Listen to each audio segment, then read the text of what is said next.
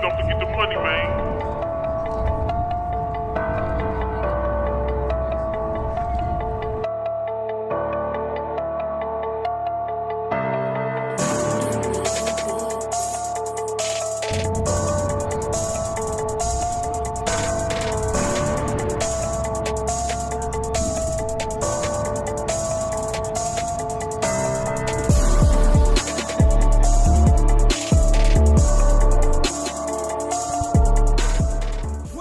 What's good? Matt Clark here at the new Matt Clark.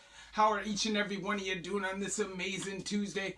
I'm doing great. My girl's doing great. My family's doing great. I hope each and every one of you are doing great. Even though, if you could please hit that like button, that subscribe button, and that bell notification button so you get all my videos when they're new. If you could share with somebody on social media, help spread the message, help spread the word, that would be amazing. And there's a PayPal option if you'd like to donate, help support the channel.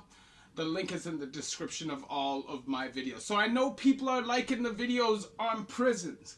Prisons in Canada. Eventually I'll get to prisons around the world just to see what it's like. What all these different prisons are like. But today we're talking about the infamous Edmonton Max.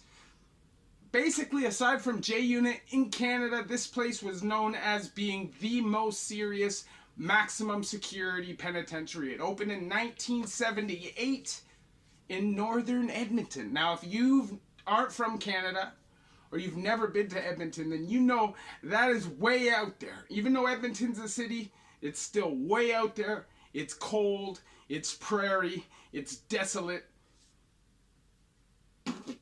Now, Edmonton Max and J Unit had a rivalry. I remember in the 2000s, there was problems. If you came from Edmonton Max to J Unit, you may have problems. And if you went from J Unit to Edmonton Max, you would most likely have problems. I don't know if it was like a stature thing, like who was the sickest, who had the most clout, like, I don't know what it was. But it was just kind of always known that that was what was going on. Now, Edmonton Max has a lot of native gang issues. There are definitely lots of gang beefs there. There's lots of violence there. There have been lots of stabbings there. And just tons of violence across the board. Now, obviously, I took some notes. I got some notes because I've never done time there. So I want to give kind of the best perspective I can to just kind of shed light on what your time would be like at Edmonton Max. So we know it's a maximum security facility. That means you're probably locked down 20 hours a day, maybe 4 hours out. But anytime there's violence, you're going to be locked down 23-1, which is most likely going to happen quite often. There have been 6 riots there, the worst being the most recent in 2008 on July 1st, where 2 gangs beefed in the yard. 50 mans. Now listen to this. This is very similar to what happened in Joyceville, where like 40 guys or 50 guys attacked like 10 people. This is what the vibe I'm getting from this. The article that I read said that one gang kind of got caught off guard. They didn't seem like they were ready for it. And you know, that's how it goes sometimes. That is prison, especially when there's tons of gang politics. And anytime there's gang politics on the street and you're doing time in the same place, they're going to migrate into the prison. But anyways, this riot was crazy. 50 dudes came out all armed up with shanks. They attacked. A bunch of people got stabbed. It basically turned into a riot afterwards. Rounds were fired. At least one inmate was shot. Bunch of them were stabbed. Tear gas canisters. The sweat lodge was burned. Crazy mayhem. July 1st, 2008. Now, I took some notes, and I'm going to get to those notes. Now, Edmonton Max is known as being a really tough place to do time. It's known for having really ruthless guards that break the rules, and from what I've been reading, break the rules a lot, even with other guards. Lots of sexual harassment stuff, and lots of violence on inmates, as even stuff like fight clubs, like seriously organized fight clubs. Now, when I think about that, to me, it has to be racism. You know, it has to be that these guys have nobody to call. You know, there's 300 guys there or whatever, but when you're in maximum security, a lot of people in maximum security, who are they going to call? Those bridges have been burned. A lot of the time, people's families don't have money to take these calls. And if they segregate you, which they do in Canada, you know, I know that this rule has changed, but who the hell knows what happens behind the doors in some of these maximum security places? If they lock you in seg, they lock you in seg. What are you going to do about it? You think they're going to go to the newspaper and say, we got this guy in seg for longer? It's not going to happen. They're going to find some loophole in the paperwork, and they're going to keep you locked down. That is what it is. And this prison is known for suicide. Suicide attempts, self-harm, for long, extended segregation periods. So, there was one dude, okay, just this year, September 5th, the guy's name was Cage Burnstick. Now, obviously, it was reported as a suicide. His family denies that. His family says that he wouldn't have wanted to commit suicide. He's only doing 16 years. And before it happened, just weeks before, he was expressing his fear, saying that they were intentionally putting him on ranges with the opposite gangs or people that he didn't get along with. They were putting stuff in his food that was making him feel sick. And once they got him into segregation, who knows? Who knows? But it was ruled a suicide. So I you know, other than that, I have no further knowledge, but I have my opinion on what probably really happened in that situation. And then there was Eddie Snowshoe, who killed himself, hung himself after 162 days in solitary confinement. I don't know if you've ever done time in segregation. Whether you have your stuff or not, you lose it. We're social animals. We need social interaction. And when we don't get that, our mind starts working differently and thoughts can come up. And being locked down, a lot of people already have traumas and mental health issues and PTSD. So being caught alone with your thoughts can be real bad. So Eddie Snowshoe, rest in peace. He killed himself. And that's a horrible, horrible thing. And then there's Matthew Vaness. This guy, on November 17th, 2008, used a makeshift box cutter, glued razor blades or melted razor blades into a toothbrush or something, and cut a 17-inch gash in his own throat. How savage is that? How savage does a place have to be where you're cutting your own throat? Sounds like the result of abuse. It sounds like the result of staff doing more than their job. You hear that there's fight clubs and stuff going on, so just imagine the craziness behind those doors. Believe me, I've been in those situations. When they feel like they're going to fuck you over, that's exactly what they do. They'll lock you in seg. They'll cut off all communication. They won't let you use the phone. They won't let you call a lawyer. They will come in there and smash you, and smash you, and smash you. Crap in your food, spit in your food, do all kinds of disrespectful things to you. And what can you do?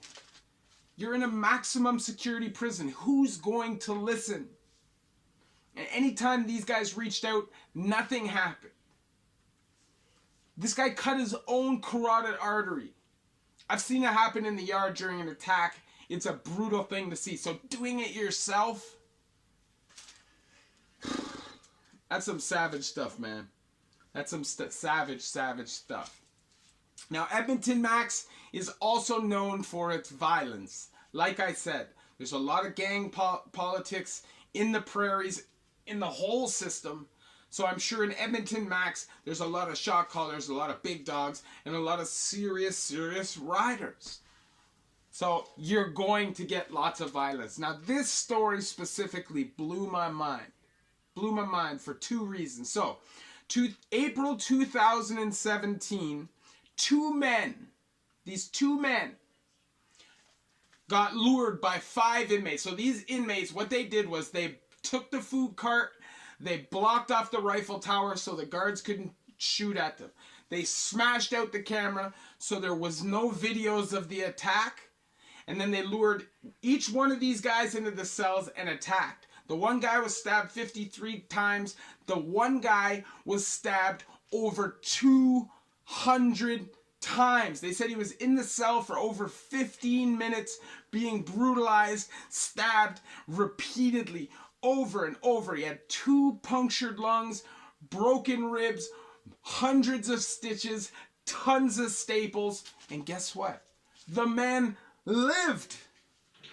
The man lived. You don't hear a lot about people dying in prison because healthcare is right there.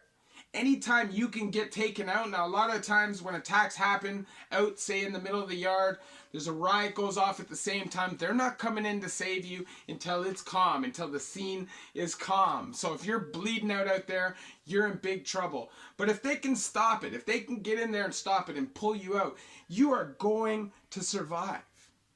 You are going to most likely survive. Like I said, that guy that got stabbed in his carotid artery, he survived. Now these guys just got a bunch of time, got convicted on that stuff, and it just goes to show you what life is like in Edmonton Max. Now, only one person has ever escaped from there, and he's escaped from there twice. His name is Harvey Andres. He was convicted of murder a couple times. He was a biker dude. He escaped from there twice. The first time, he escaped by fooling the guards with a dummy. He was able to get into a garbage can and escaped when a garbage truck transported it outside the fence. And the second time, during a snowstorm with 3 others, they cut the fence and he was the only one that got away. That's some savage stuff, and that's some smart stuff. I've been in many prisons, and you look at stuff and you're like, how would you get out of here? And when you realize that there are guys that have figured out and broken these codes, like I said, I was in Joyceville with the guy in the past that escaped from Leavenworth. And just when you talk to these dudes, just the craziness that they come up with in their heads to get themselves out of these situations is crazy. Smarter than me. I'm not going to be the person doing those things.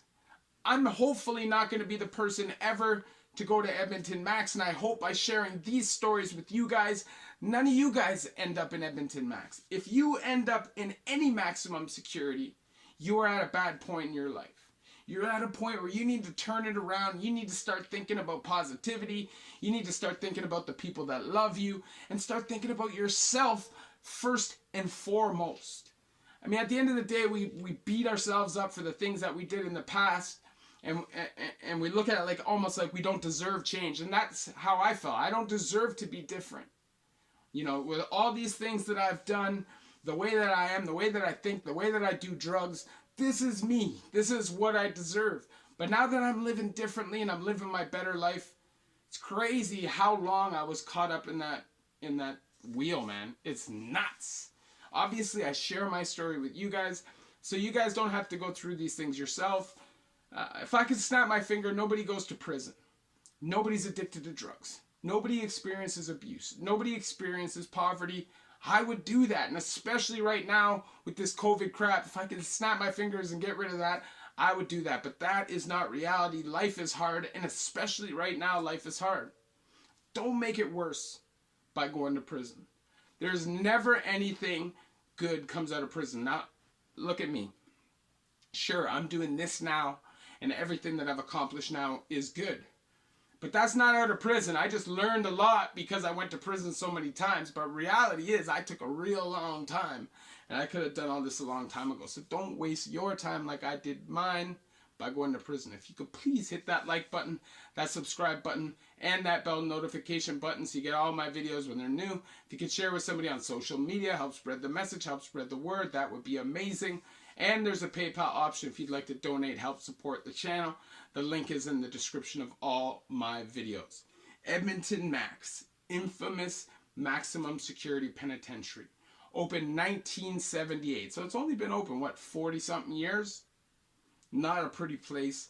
Lots of gang politics, lots of violence, lots of suicide, lots of inmate brutality by COs. Just a crazy environment. Do your homework, read about it before you ever commit crimes in those areas that would get you there. Love each and every one of you. The new Mac Clark.